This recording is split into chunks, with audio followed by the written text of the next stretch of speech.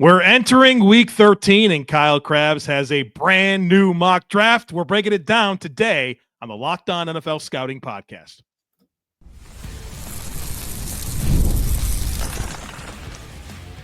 You are Locked On NFL Scouting with the Draft Dudes, your daily podcast for NFL and college football scouting. Part of the Locked On Podcast Network, your team every day.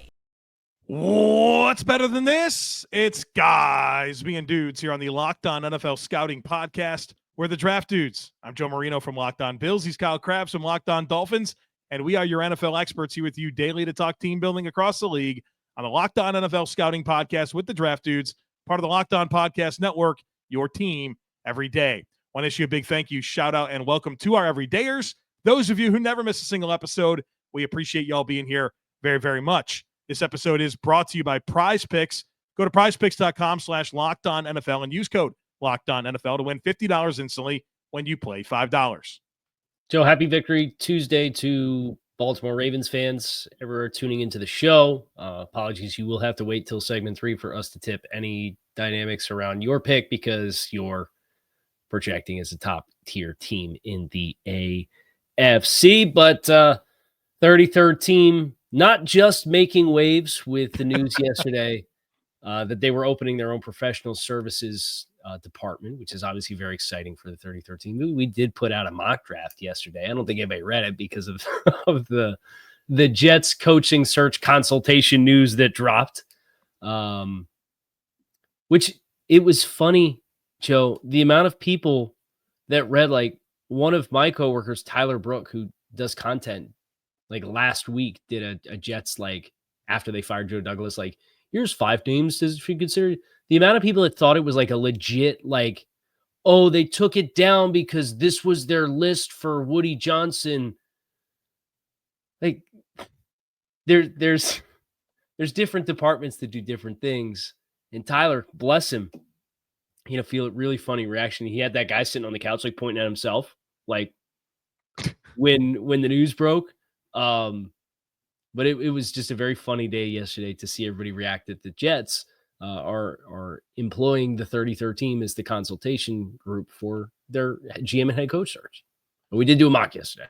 Yeah, God forbid anybody had any nuance or took a second to think about it. I had people asking me if that makes me like the lead draft guy for the Jets.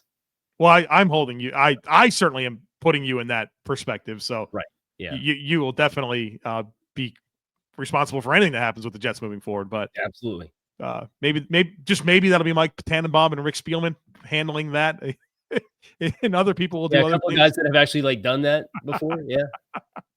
But they're just choosing who to hire, right? The sounding board and doing research and consultation for the hire. They're not even going to do it. So, every time we do a mock draft, it's always interesting to see who falls into the back 8 spots. There's some new names again, which should not be a surprise to you, Joe. There's also some pass rushers that have risen up into the teens that I wanted to get to. And then there's a defensive run from 5 to 9. I don't think anybody's going to be surprised to find out that the top 2 quarterback hungry teams took quarterbacks at 2 and 3 with the Giants and Raiders. That's pretty much par for the course. But the block from 5 to 9, I would love to hear your reaction to off the cuff, because I'm assuming you have not read this mock yet. I haven't. And I've now scrolled past the first few picks because you're right. It's the same mix of, okay, we got quarterbacks, we got Travis Hunter, we got to figure out. And then it's like, okay, we got some blue chip defensive players. And I don't think a lot of people have thought about the Carolina Panthers as a blue chip defensive spot, but Will Johnson is the pick here at number 5, the corner out of Michigan. And boy, that feels necessary with kind of the injury concerns and maybe long-term concerns with J.C. Horn. Yeah. Dane Jackson signed to be the opposite player. He struggled. He's been hurt. I think Will Johnson's one of the 2 best players in the draft. So getting him at number 5 is, to me feels like good value. But also, let's be honest about Carolina. I know we always want to help Bryce Young. Their defense needs help too. That was the commentary, was that they're not necessarily in a position to draft for need. They have a lot of work to do to get competitive in the NFC. Fastest way to achieve this is by hoarding and collecting great players. Will Johnson is exactly that. And it can be argued Carolina is getting it something of a discount thanks to a modest junior season. It's exactly what my commentary was on. Right. And I think they benefit from the need for offense for quarterbacks and stuff at the time. I think that's not a bad spot to be as you look at this league where it's like 8 teams are 3-8 or worse. It's going to you're going to be okay. Now, if you need a quarterback, you better get one of those top picks, but some of these other teams, it'll be all right. Looking at the defensive front, we go number 6, the Titans, Abdul Carter out of Penn State. That feels like that works for me. They'll have Key signed. They have Harold Landry. Harold Landry's not having that great of a year. I don't think any of those players really prevent you from going after Abdul Carter, who this is that Denard Wilson type front, which I mean, you're becoming very well acquainted with that style. It feels like it to me. Yeah, and he's played off ball. I don't think he's very viable full-time off ball, but the experience off ball, if you're going to play as a rush player on the edge and drop out with some of the simulated pressures and take some shallow landmarks away, like I think that's well within his feasibility as a player, in addition to just the raw tools that he has and how stout and explosive he is as a player. The Jets with Mason Graham, that feels like such an obvious type thing if it goes down. But I perk up when I see number 8, Cleveland Browns. I figured you'd like this one. Well, yeah, I do. I feel like this is appropriate for the player I watch. Walter Nolen, the defensive tackle out of Ole Miss, goes number 8 to the Browns. And maybe 2 weeks ago, we did a spotlight, a whole segment on Walter Nolen. And I'm like, I think you kind of felt the same way. It's like, this is a very, very disruptive, athletic dude. And this is the highest I've seen you mock him. I know he's kind of creeped up and up and up, but now we're talking top 10. Yeah. Well, if they keep the coaching staff stable, I mean, you're thinking about a Jim Schwartz defensive front for Walter Nolen. I think that makes all the sense in the world. I think that's the best ticket to him. I just did his formal write-up yesterday. It's not published on the site at 3013 yet, but I feel very emphatically that a penetration front is the ticket here. I don't want him diagnosing blocks. Yeah. I don't want him trying to stack and deconstruct blocks at the point of attack. I want him exploding into the B gap and creating disruption and forcing the quarterback off his spot and forcing backs to reroute early on their tracks. And that's the kind of front that you can do it with. And then Myles Garrett's on that line. So like, if you put him to the same side as Myles, like life's a little easier than it would be in some other spots. I think there's some things that you can do for a player who I think still needs to get better with his hands, but this is the system fit that I think he can be an impactful player with who he is right now.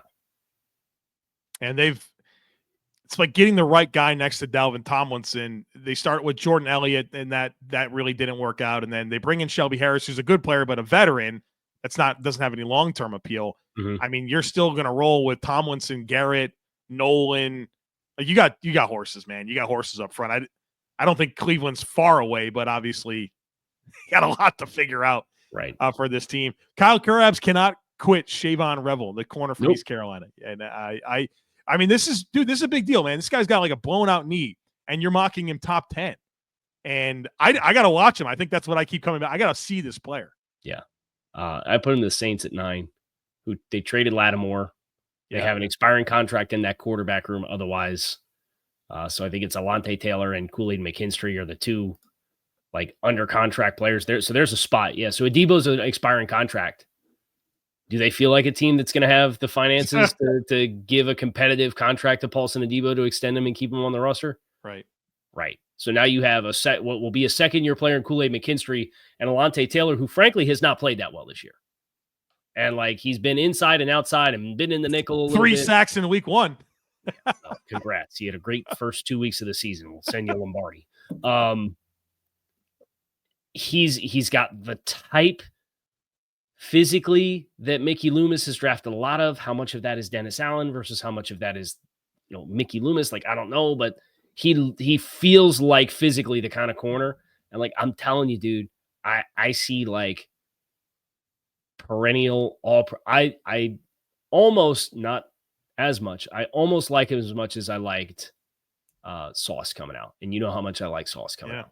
Man, I wonder if he's healthy, how high this guy's going in your, at least in your mock drafts. And then of course, run too. He can run. He's 6'3" corner that can run.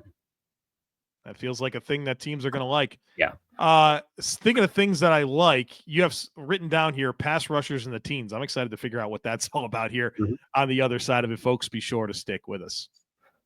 Do you struggle to find the perfect holiday gift during the holiday season? Maybe gift giving isn't your love language. Maybe you overthink it. You wind up with something disappointing or nothing at all. Well, we've got the perfect gift for you, a skylight frame. It's a touch screen digital photo frame that your whole family will love.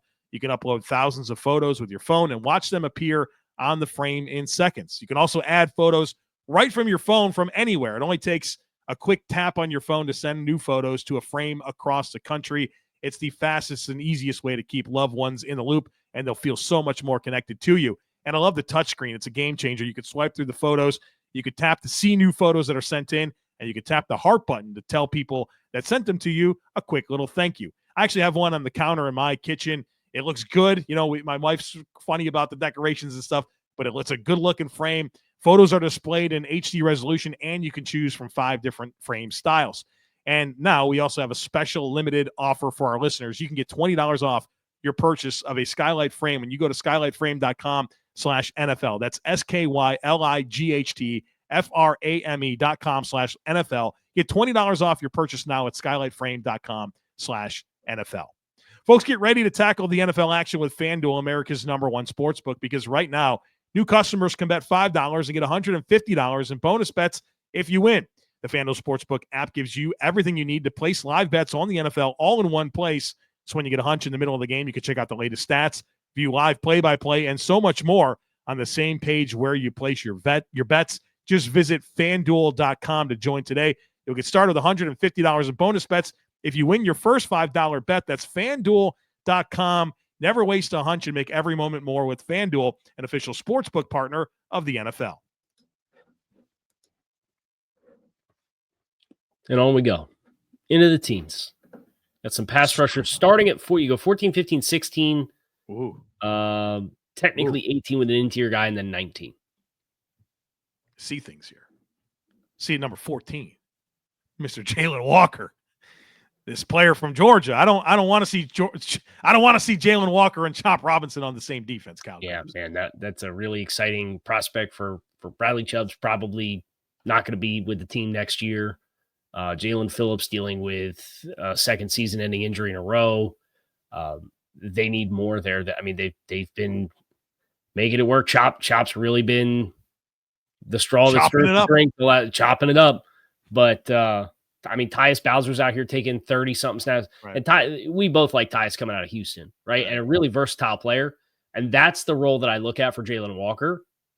And similar to what we kind of alluded to with the Titans and Abdul Carter, but he's a more viable off-ball option than Carter is. He's just not as big of a freakish athlete. I think Carter's probably got a little bit more diversity in the ways that he wins as a pass rusher too, but you could put this guy at sandbacker and rush on the line of scrimmage. You can drop him out in zone coverage because he is an off-ball player at Georgia a lot of the time. And I think the fit for this defense helps you ensure that, if you wanted to mix it up and drop Chop every now and again, you could, but they drop Chop pretty often now as the seventh player in coverage, and ensuring that Chop is one of the guys that's playing forward more often, I think would benefit them too. I think a lot about Kyle Van Noy and how good he is for Baltimore and that style of defense. And then Jalon Walker in that maybe similar type of role. Just a supercharged version of that kind of player, right? Like Tyus Bowser, Kyle Van Noy, those kinds of players. I mean, Jamie Collins is a name that was invoked for you and I in the past. I like what you did if I take my Bills hat off. Wait till see the next one at 15. Well, so I'm here. I've scrolled to the Bucs at 15 with Shemar Stewart, this Texas A&M defensive lineman. I'm wondering if this is the player you sent me clips of over the weekend. Oh, yeah. Okay, so this is super a Bucs type player, right? 6'6", 290. Everything they thought they were getting in Logan Hall, Yeah, but not Logan Hall. Logan Hall, more of a Logan Hall's more of a 4-eye, right? He's a dynamic player. It looks like the Stewart guy. Yeah, he's so long. You know what? You know who he reminds me of? He reminds me of like the Godzilla version of Jadeveon Clowney. Well, why isn't this guy going number one? Well, you know, the pass rush profile is from a production standpoint, it hasn't been great. But you look at the length, you look at the ability to play over top of tackles, you look at how he's starting to deconstruct blocks. His pass rush plan, he actually showcases a pretty decent amount of variety, but he doesn't necessarily invoke the right pass rush counters in the right moments. So I think there's a bit of a blockade for what the ceiling's going to be as a pass rusher when he first gets into the league. But this dude is a freak. And you think about the length and physicality and density that the Bucs have always gone after on the defensive line. Yeah, this is their kind of player. I dig it. And I see Nick Scorton going to the second best defensive lineman on the A&M defensive front. You got to get the Solomon Thomas player, the Kevin Givens, whatever. This would be a great fit for them in that exact regard. It'd be a great fit for them in that regard. Because anytime you can get that at 16, you got to do it. It's better than getting it at 3. Yeah, and you're not wrong. You're not wrong about that. Right. I dig that for sure. I'm liking the picks are just good today. I love this 18 Arizona Kenneth Grant, the defensive tackle from Michigan.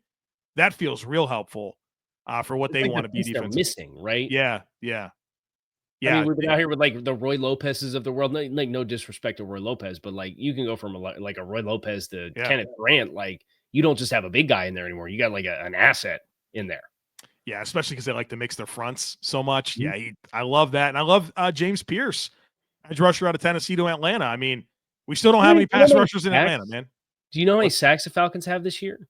I was looking at it earlier. I think Judon and Jarrett have 2.5, so 5. And then a couple other players have 1. I think they might have 10 or 11 sacks. They came into week 12 with and they finished week 12 because did they even play? They were on a bye. On a bye week, yeah. 10 sacks this season. I swear I looked at it this morning. I saw 2.5, and a bunch of 1s. Joe, this has been going on for a decade. Here's the stat from the mock. You go back to 2017, no team in the NFL has fewer sacks since 2017 than the Atlanta Falcons. And it's every year. It's this year and last year combined. This year, last year, and 2022 combined. This year, last year, 2022 and 2021 combined. This year, last year, 2022, 2021, 2020 combined. All the way down the list. It's Atlanta's dead last every time. You got to go to 2016 for them to not be dead last in the NFL in sacks. Where are you, Patrick Kearney and John Abraham? What is happening with the pass rush in Atlanta? It's crazy. Nothing. That's the answer. Nothing's that's happening. The answer. Nothing's happening. So insane. Please take a guy like Pierce, who's super twitchy. Some Falcons fans might get a little Vic Beasley PTSD, but a different player. I think Vic Beasley might have had their best sack season in the last 10 years. Man, you might not be wrong about that. Hold on now. Didn't he have a good season, a year 2 or 3? 15 and a half. Yeah. No way there's been better than that in the last 10 years. And here's the coincidence. You know what year that was? 16. The last year the Falcons weren't dead last in sacks, when it was 2016. Because he had 15 and a half. What a nightmare. They've just been whiffing over and over and over.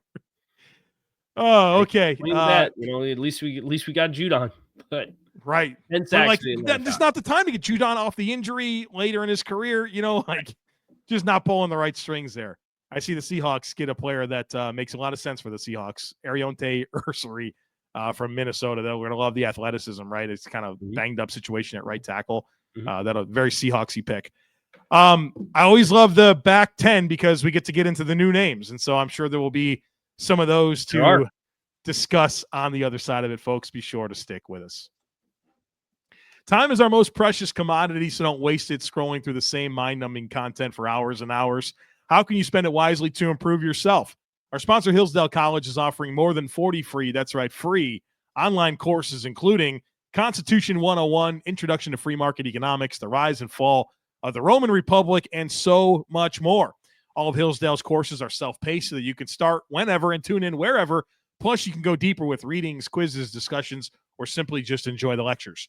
Go right now to hillsdale.edu/lockedon to enroll. There's no cost, and it's easy to get started. That's hillsdale.edu/lockedon to register, hillsdale.edu/lockedon. Hold on. Before we go there, we need to follow up on this Falcons thing. There's more. There is more. What did they trade for Jalon? I don't remember. Maybe a 4, 5, something like that. Hold on. The point is what they've invested. So it's a 2025 third round pick in Matthew Judon. Okay, so take next year already. You've got a 3 invested in your pass rush. Okay. Do you remember what 3 of their first 4 picks were in this past year's draft class? D-line.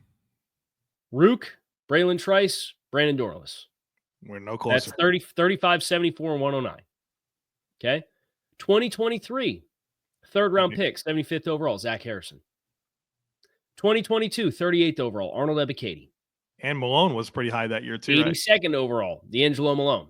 You could probably technically put Troy Anderson in that bucket too, to some degree. This is a little bit more of a hybrid player.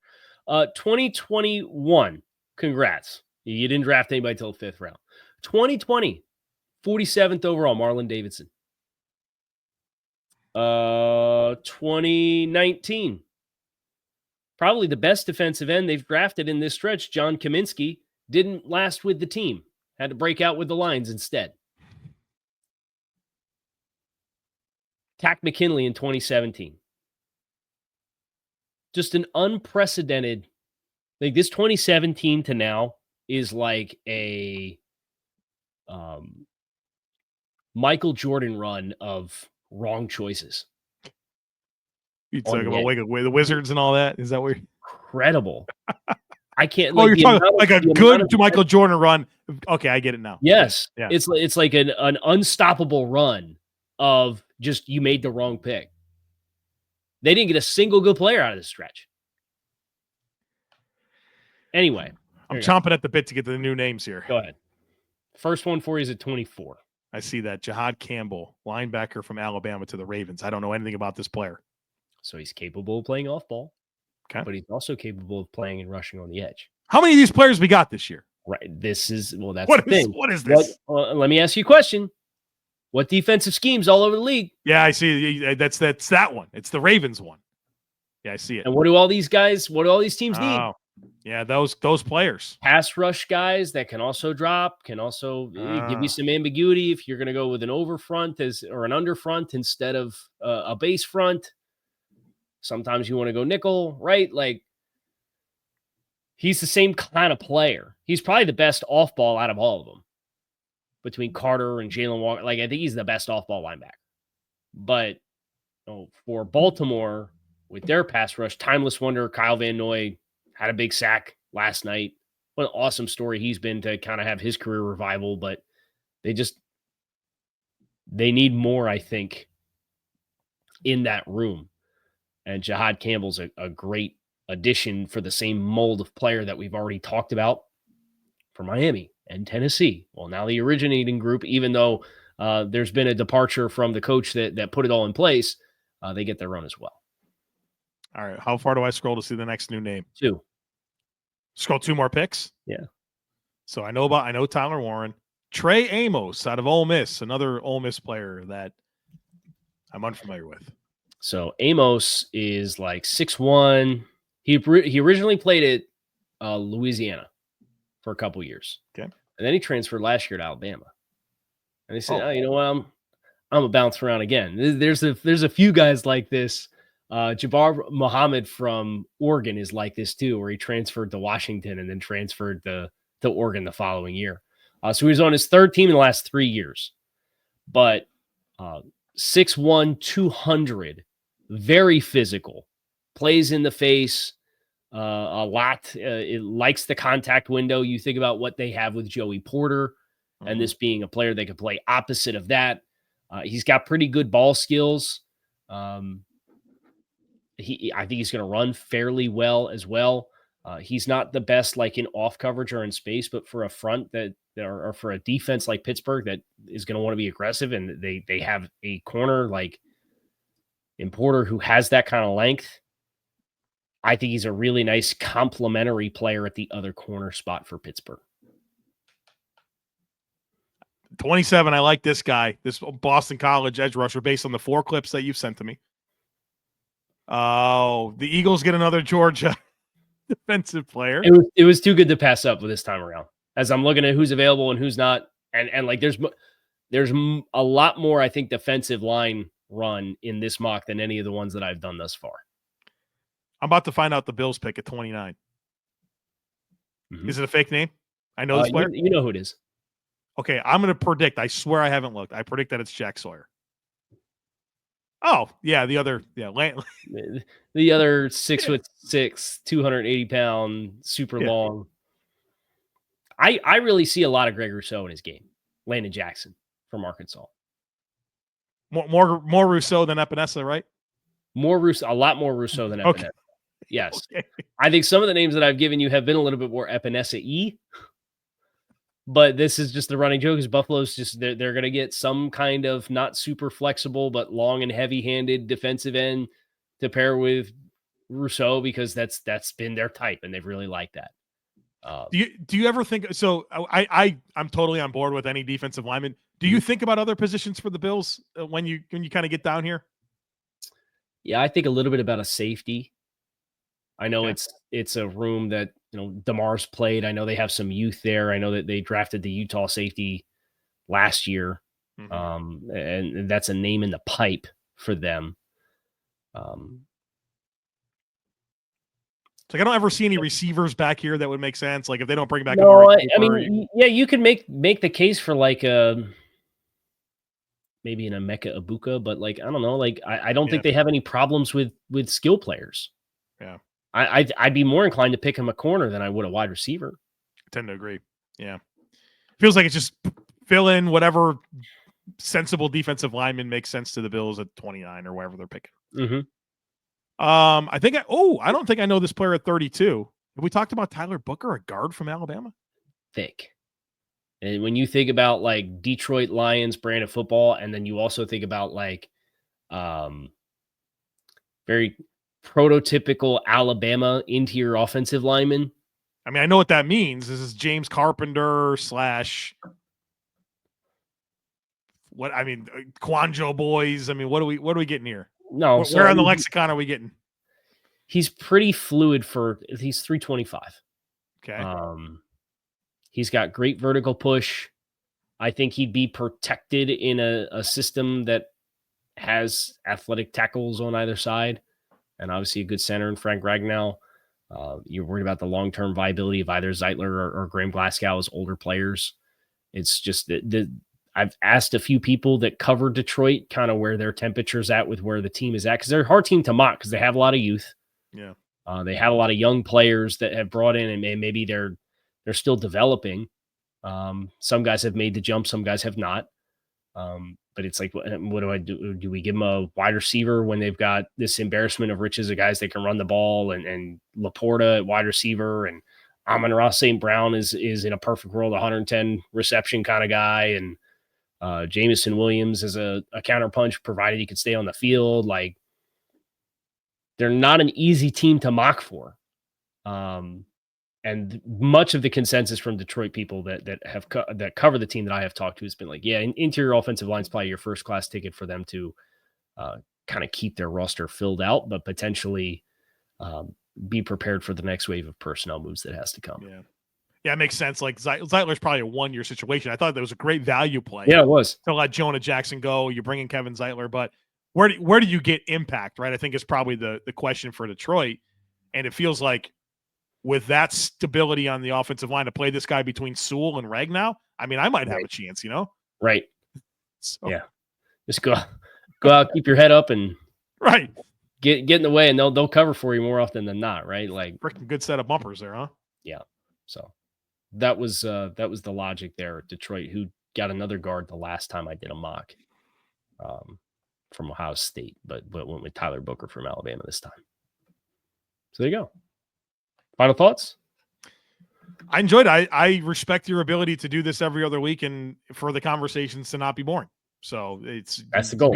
Good variety. I think the landscape and how it changes every week is good for this. And I mean, obviously everyone's going through this draft journey with me. You know, the players I've watched, I talked about them on Wednesdays. I'm having these conversations with you. So right. I feel like even though I might not be I'm doing 1% of the work that you're doing. I feel like I'm getting a lot from doing this. And I hope that our listeners are as well. Like where our listeners should be this year at this time, draft wise, compared to maybe last year, it's got to be a lot better spot.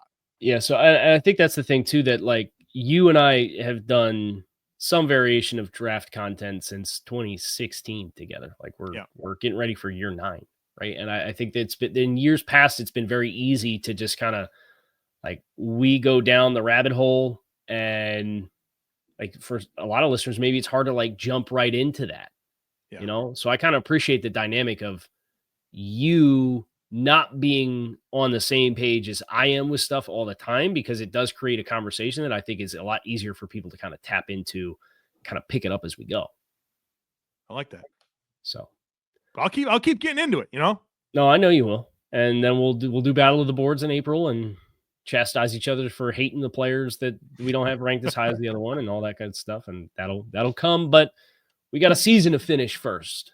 We got about 6 weeks left of the regular season for the NFL. So we're going to enjoy every bit of it. And that includes tomorrow we're doing picks, because you got 3 games on Thursday.